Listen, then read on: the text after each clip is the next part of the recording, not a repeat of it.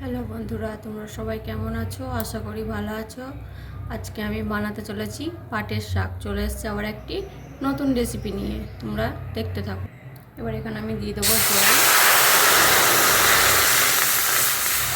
যতটা পরিমাণে শাক সেই পরিমাণে আমি জল দিয়েছি।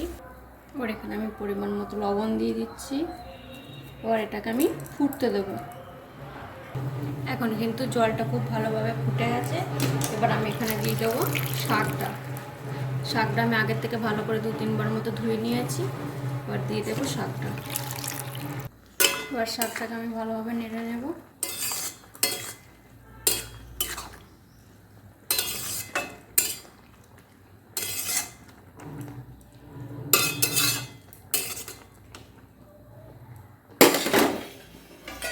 এবার গ্যাসটা একটু কমিয়ে দিয়ে আমি এখানে ঢাকা দিয়ে দেবো।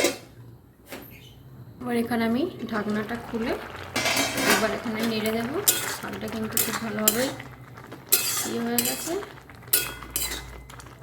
শাকটা কিন্তু এখানে এখনও নরমভাবে সিদ্ধ হয়নি, তাই এখানে 4 থেকে 5 মিনিট পর আমি চলে এসেছি।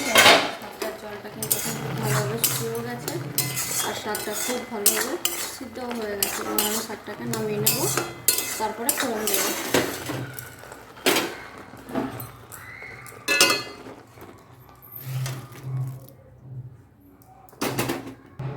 এবার এখানে আমি দিয়ে দেবো সর্ষের তেল।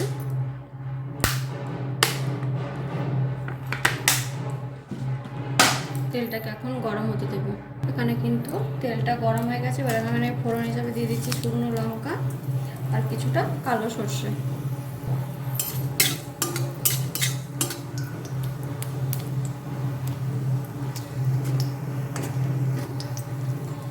এবার কিন্তু এটা হয়ে গেছে। এবার আমি এখানে দিয়ে দেবো রসুন। এবার আমি এখানে 8 থেকে 10 কোয়া রসুন ভালোভাবে ছেঁচে নিয়েছি। আর যতক্ষণ এটা ভাজা হচ্ছে ততক্ষণ আমি এটা নাড়তে থাকবো। রসুনটা এখানে খুব ভালোভাবে ভাজা হয়ে গেছে আর রসুনের কিন্তু গন্ধটাও দারুণ বেরিয়েছে। এবার আমি এখানে দিয়ে দেবো শাকটা।